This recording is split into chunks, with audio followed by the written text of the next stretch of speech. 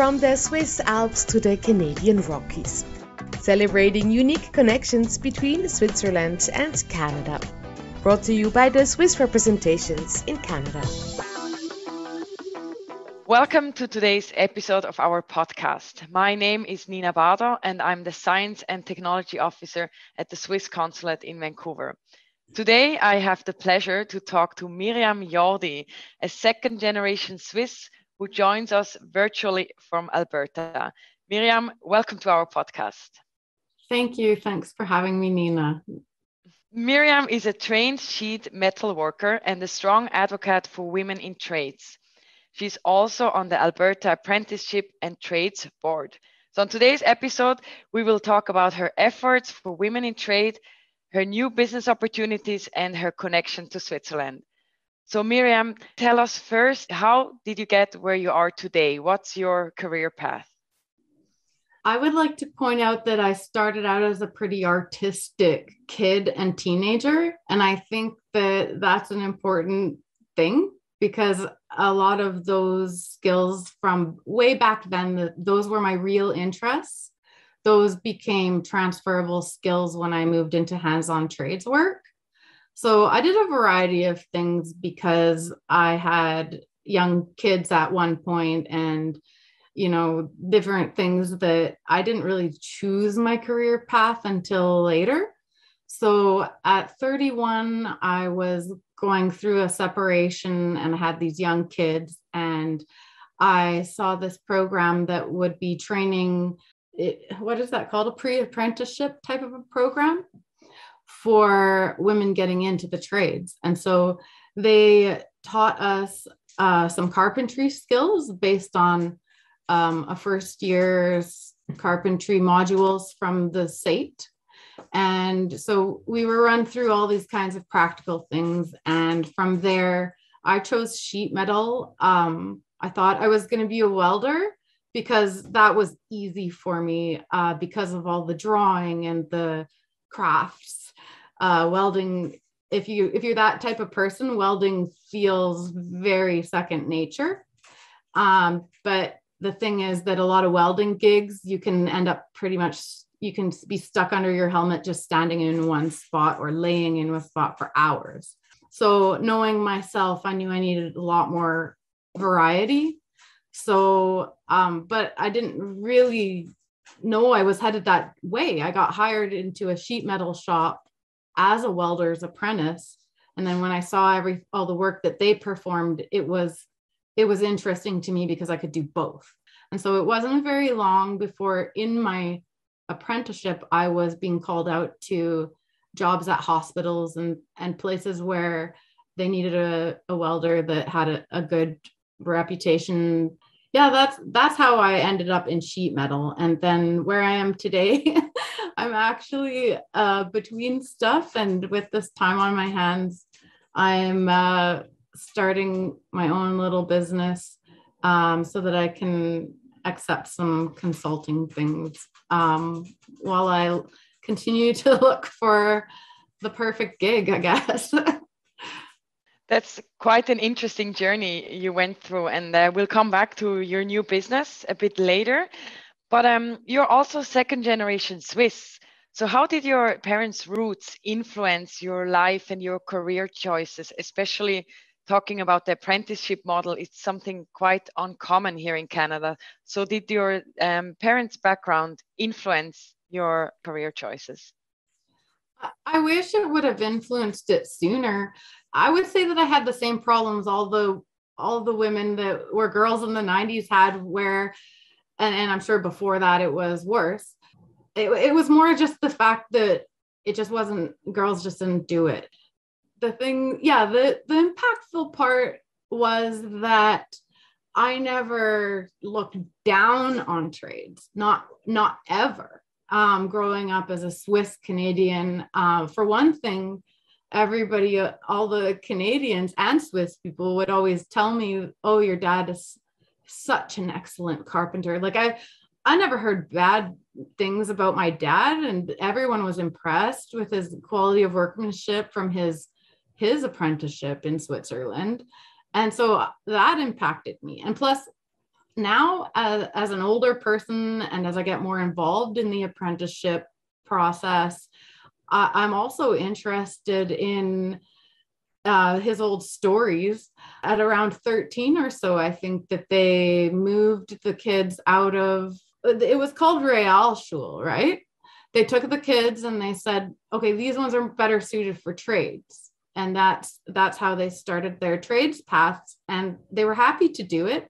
And I don't think anyone looked down on them.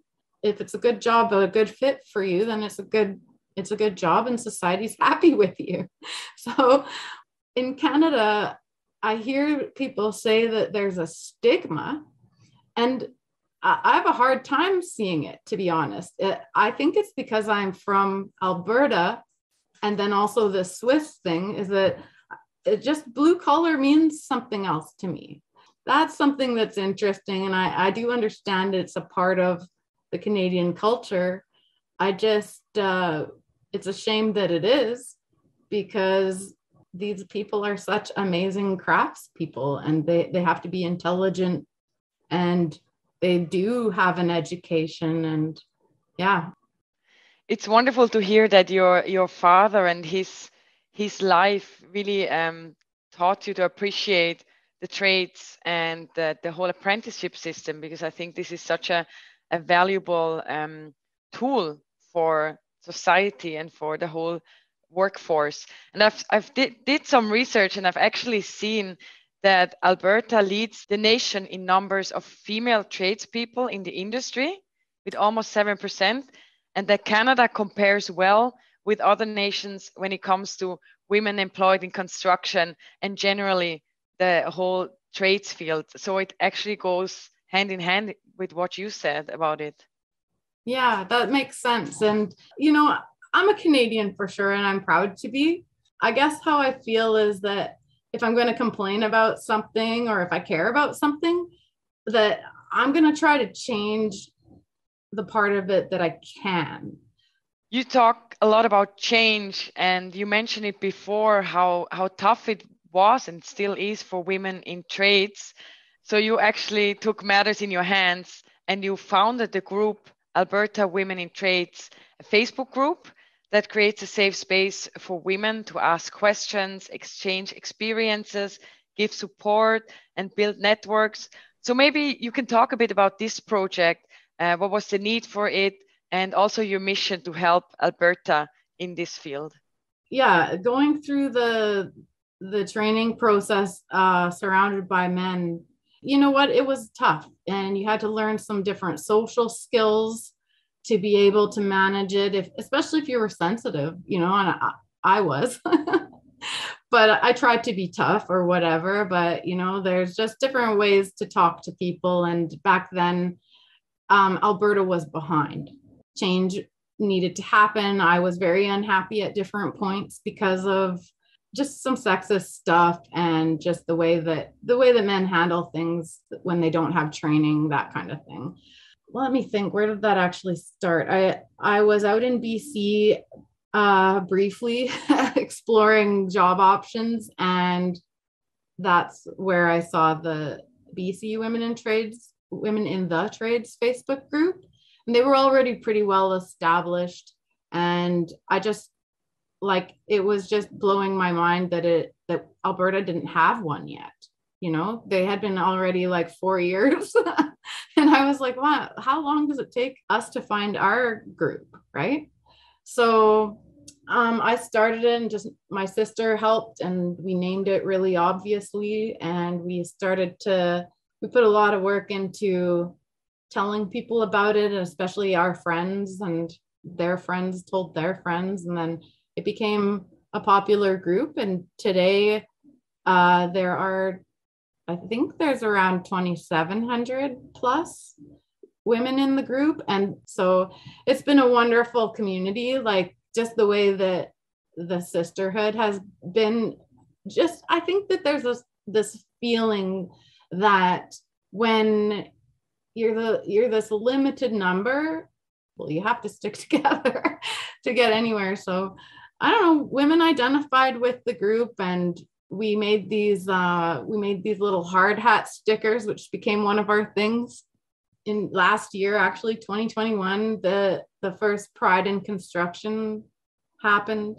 And that was an internet campaign with stickers, hard hat stickers and stuff like that. But it was a whole group of about 10 rainbow people and allies. And they made an impact because I've never seen a Pride flag fly off of a construction building in Calgary. That was pretty cool. So it's a grassroots group that keeps on kind of like inspiring each other. So my follow-up question would have been, but I feel like you already answered it to a certain degree, is do you think the conversation changed since you started in the industry? Oh, I know it did. Yeah, when you're kind of obsessed with a topic, so I've had my eye on it is the thing, and it's changed a great deal.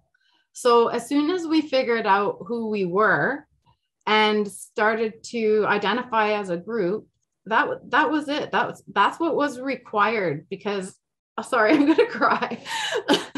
It's honestly because of the collaboration. Okay, like you can't do a movement alone, and everyone was trying their best. So when they found 1,000 and then 2,000, and then the numbers just keep growing, because that's who's influencing the up and comers and all of that. So, I think the change has happened, and I think it continues to. At least you wouldn't have heard anyone talk about the stuff we're talking about 10 years ago in construction that we're talking about today, like EDI, equity, diversity, inclusion.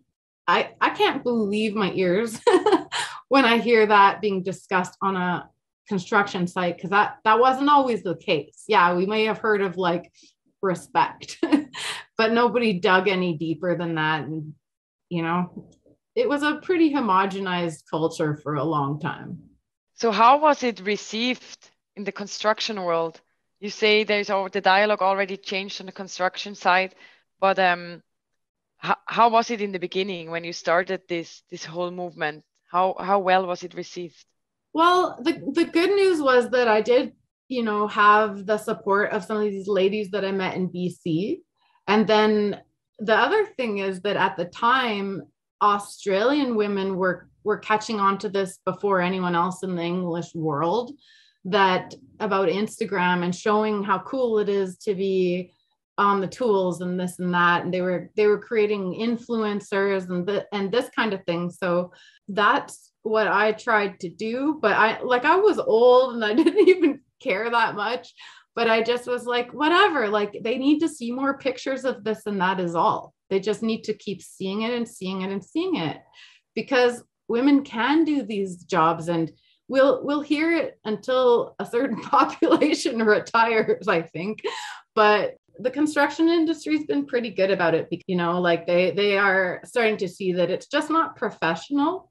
But getting back to how it's changed is that, that respect is just kind of ingrained in the younger kids. And the not just Canada did a really good job of connecting ourselves, our small community of tradeswomen, because now we know we have, tens of thousands of us if we care to stick together and have a voice, right?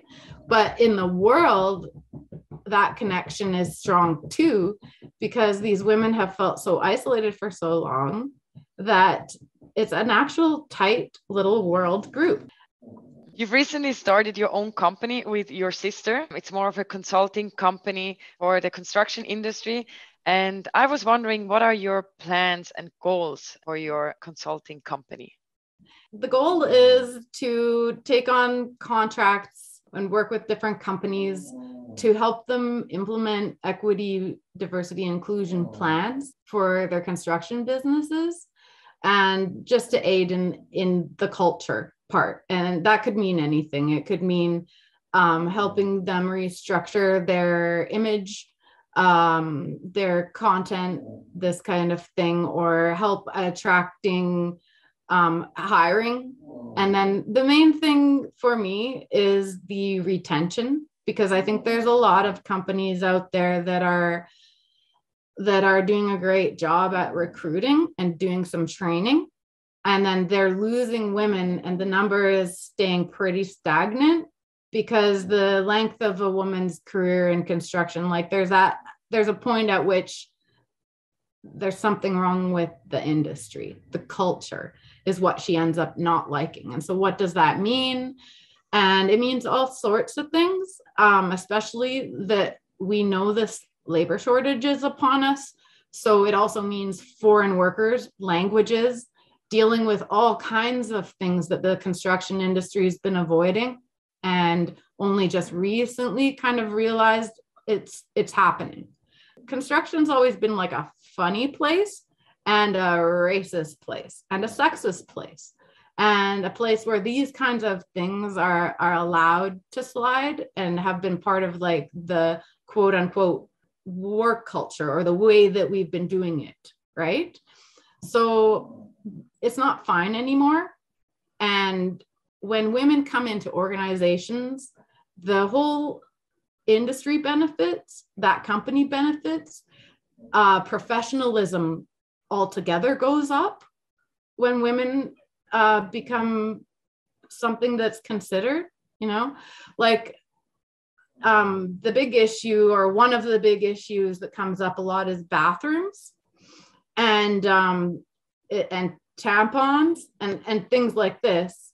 And it's like, well, if you look at how Canadian construction has been living until COVID with the hand washing and the eating, I was there and it was filthy disgusting. So the pandemic changed a lot, and it also influenced, I think it also influenced how well the social media connection went.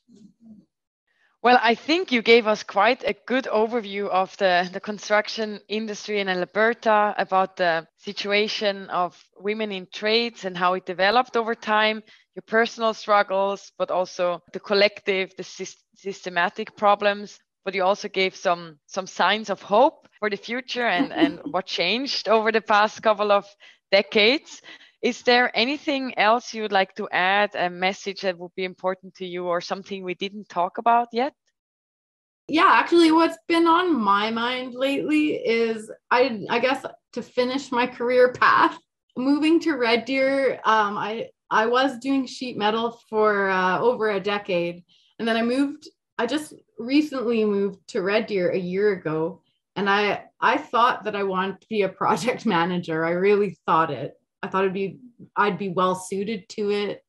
But over this year, actually, I was working for Chandos Construction, and they were awesome. Actually, I want to say that they were. I let them know all year that I was trying to figure out what was going on, because moving from a hands-on job like that to one where you're mainly doing administrative work, I actually found it depressing after a year of it. And even though there was a good future there and everyone was trying to help, I gave up. And I honestly, going to my doctor, I explained what I was going through. And over the course of the few months that I saw him and worked, he realized that I have like a pretty severe ADHD. That's what's been on my mind lately, only because I know how predominant it is in trades just by knowing the trades. So now that I know what I have, I knew I was different, but I was the same as lots of those guys and girls. And I think I had the feeling like when I got into trades, I was like, oh, here's my people, right? And I think it's because there were a lot more people with my style of energy. And so having been diagnosed with ADHD, that's just on the forefront of my mind. It's not about me. It's just that, again, it's a personal experience, and personal experience is telling me that there's a lot of it in construction. I don't know. I just wonder sometimes if it's not smart to funnel kids out of the university path if they're a certain type of person. I think that it would have been obvious if I had been diagnosed with ADHD. It seems to me that I would have thought about my career choices differently younger too. Thank you, Miriam, so much for sharing this very personal story and personal insight. And also thank you for mentioning the whole mental health aspect. I think it's really something we have to think about. And I'm glad you mentioned it also in the framework of the construction industry. And we hope here at the concert that the apprenticeship program is carried out into the world and really considered by other countries and provinces. It's a wonderful system, and I can't wait to see how it grows over the next few years. I think that the industry just overall is moving in a new direction, and it's nice to see that. And before we finish the podcast, Miriam has one last question. She would like to know if there are other women out there who are advocates for women in trades, and especially if there are groups like this in Switzerland. So if there's anyone out there who's listening to this podcast and is an advocate for women in trades, particularly in Switzerland, please reach out to us on social media or by email, and we connect you with Miriam. And with this, I would like to thank you, Miriam, for joining us today for this podcast. Thank you. It was nice to be here. Thank you very much.